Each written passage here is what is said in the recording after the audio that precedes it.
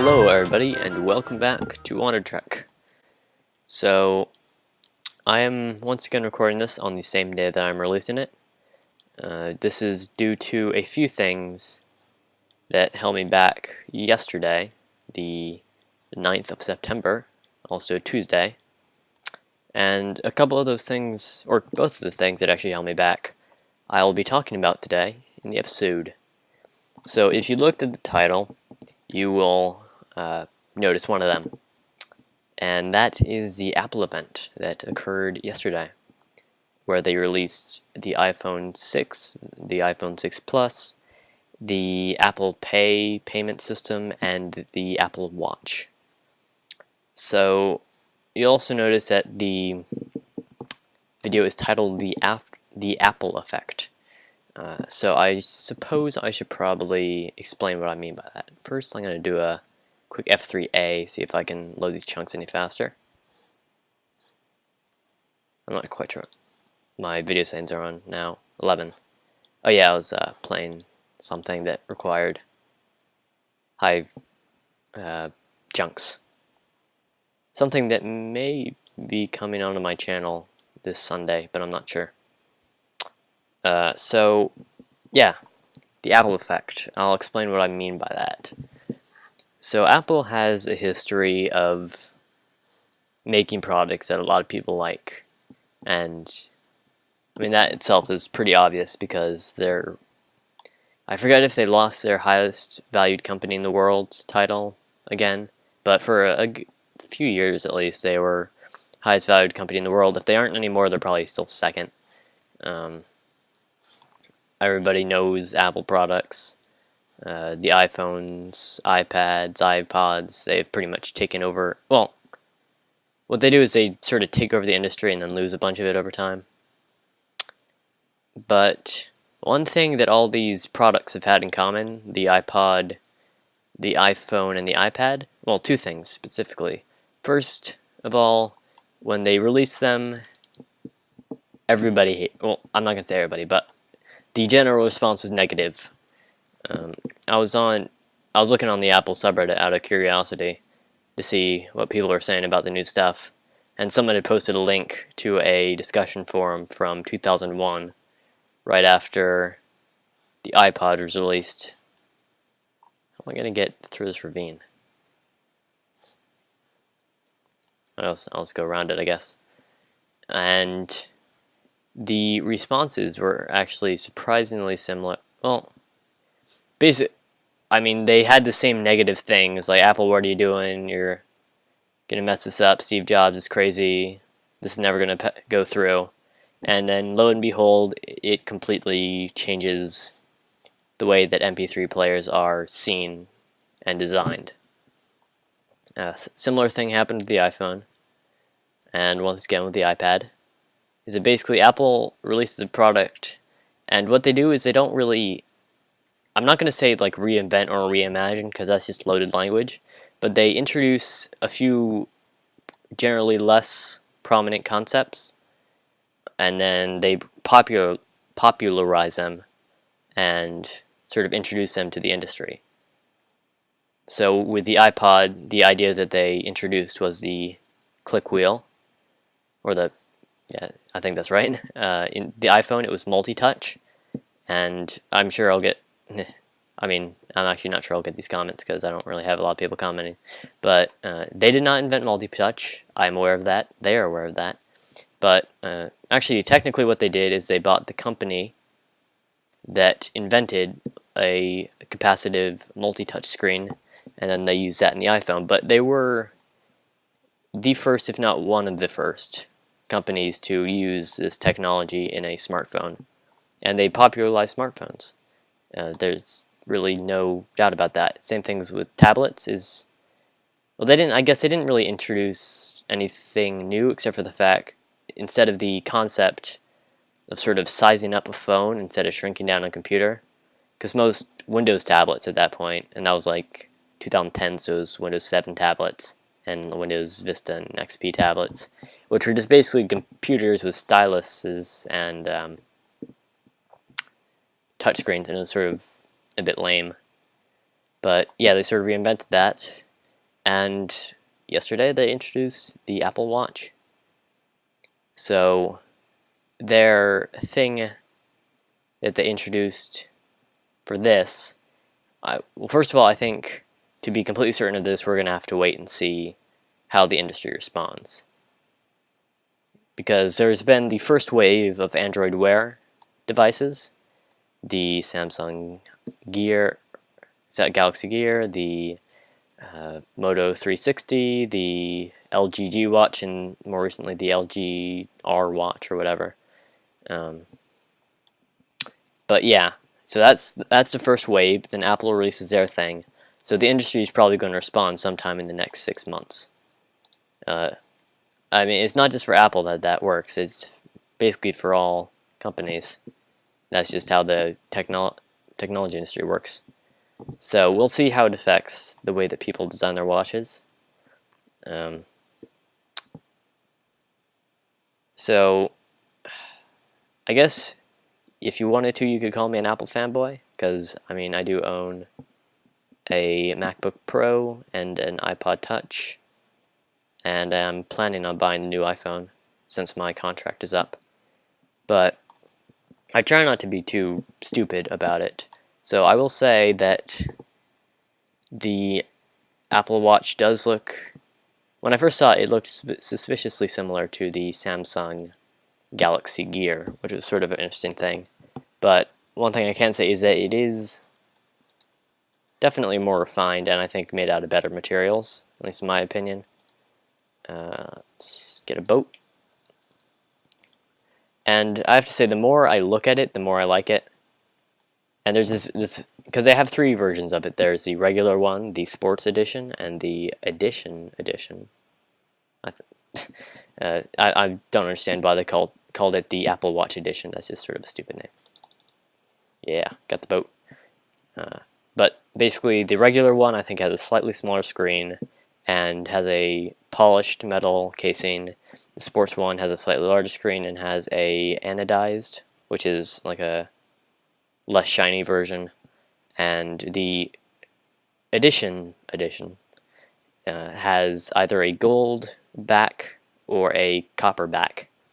And I was looking through them, and the Apple Watch Edition, the gold version with the red strap, is I sort of want it, but I don't have that sort of money, so I'm not going to get it. Oh yeah, but the thing that they introduced with this, that I guess would be their sort of new method of input, was the digital crown, which is this, like, it's sort of similar to what you have on an analog watch to change the time, but instead of zooming in, like pinching to zoom or scrolling, what you do is you just turn this wheel on the side and it does it for you. It still has a touch screen to interact with it, but a majority of the interaction is through this wheel. And so I like the idea, and I'm just trying to gauge. Oh, more text. Okay, let me just check this real quick while I'm talking. So I'm not sure what sort of effect it's going to have on the industry, if maybe other smartwatch makers are now going to think more about putting more analog buttons. But, I mean, only time will tell. So I think for now that's all I'm going to talk about for Apple stuff. If you want to learn more about that, there are plenty of articles out there already. So the second thing that I want to talk about today is the other thing that has generally delayed me, and that is school. So school is a wonderful thing where you go to a building 5 days a week for about 7 hours a day, and you get an education. It also is a place where you can sink a lot of time, and that's what I've been doing recently. So if you want to hear about my sort of class problem, then you can just go back to one of my previous videos, My most recent Metropolis talked about it. But yeah, I've gotten over my head. But I have this sort of I'm not sure what to call it. It's not really a motto or mantra, but it's just like a dedication to, if I say I'm going to do something, I do that thing, and nothing's going to stop me.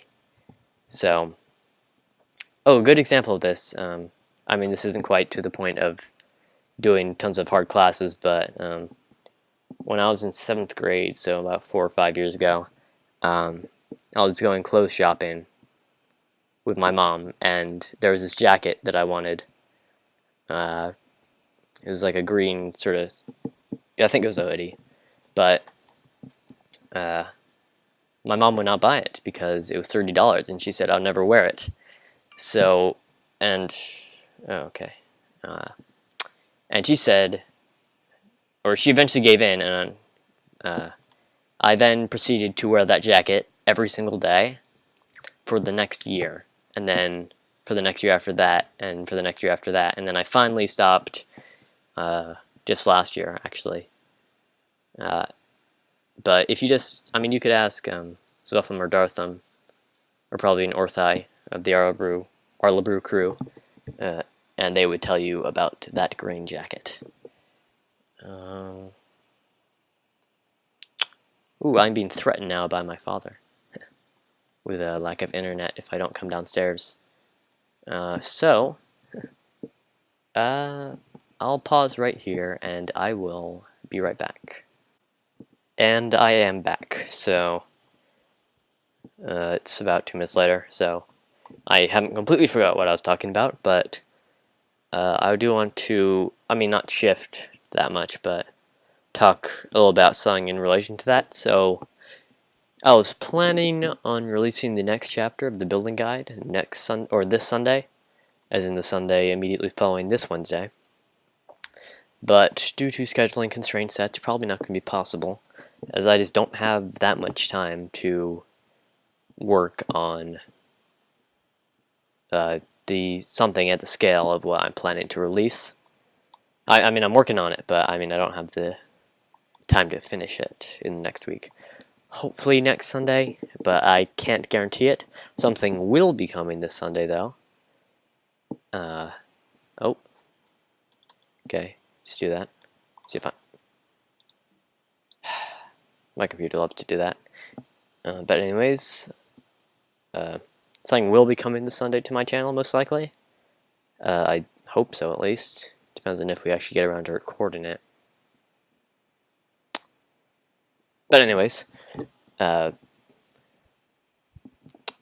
yeah, so on the subject of school, I'm having trouble with some of the subjects for this year. For some reason, funnily enough, the only class that I am like 100% sure of this year is AP Calculus AB, which is sort of funny because I think it'd be the opposite for most people. But I guess I've always been sort of a math guy, and I really put some time into it. So we're learning about limits right now, so if people don't know what that is, it's basically, for some functions, like, let's say y equals x squared. So, I mean, just for people who don't know what a function is, it's something like y equals x squared, and it's a graph. For some functions, like x plus 1 over x minus 1, that would have a hole in the graph at x equals 1, because if you input 1, it equals 0 in the denominator, and you can't divide by 0. So you get 2 over 0, which is undefined, so you have a hole in your graph. And so basically the purpose of a limit is to figure out where the lines from that hole are, where the lines heading towards that hole, where they're heading. So basically, if there was a number there, what would the number be? So oh, wait, what? Oh, come on. What? I'm not even over here. I was over there. Ah. Infuriating. So I'm not 100% sure of the point of it, I guess. But I have something feeling it has something to do with is it derivatives? Yeah, I think it's derivatives. So basically, calculating the slope of a specific point in a curve. So that's basically what calculus is about. So I don't know that much about it yet, but after that complete tangent about calculus, I sort of want to help use the things I love to help me learn these other things that I may not be so fond of. Like right now I'm having some trouble with French 3 and AP Chemistry. And these are both subjects that I actually like, but they're just getting to a point where I just find them confusing, so almost. So I'm thinking of using possibly Minecraft. I mean, I'm not sure how that would work with French, but chemistry I could possibly work on that with. So if I might try to use Minecraft to sort of become a self-teaching tool of sorts. I know people have done that in the past, and I want to try my hand with it. And if I do manage to figure out a good way to do that, I may be able to start up something where I'll use Minecraft to explain real-life subjects, which I think would be pretty cool, because, I mean, I know a lot of people like Minecraft, and a lot of people don't like a bunch of other things, so maybe if you combine them, you can get something tolerable. I'm also getting a bunch of lag. 17 FPS, yeah. My computer's been running very well. Very well recently when I was recording. Like, I was able to record at like 10 FPS for the latest Metropolis, which is pretty awesome. But it appears to have dropped back to its normal state of lagging to about 20 FPS at 8 chunks. At one point I really want to get a new computer, but I have a feeling that's not going to happen until I go off to college, which is still a couple years away. Well, a year and a half, sort of. Well, a year and 9 months. A year and 10 months, I think, is about as close as I can get. And then, I mean, if this is like junior year in high school, I'm just imagining how busy college is going to be. If I grow, I'll probably still be making videos. If I don't grow, I probably won't. That's just a fact of life. If you grow, you go. If you don't, you don't. So.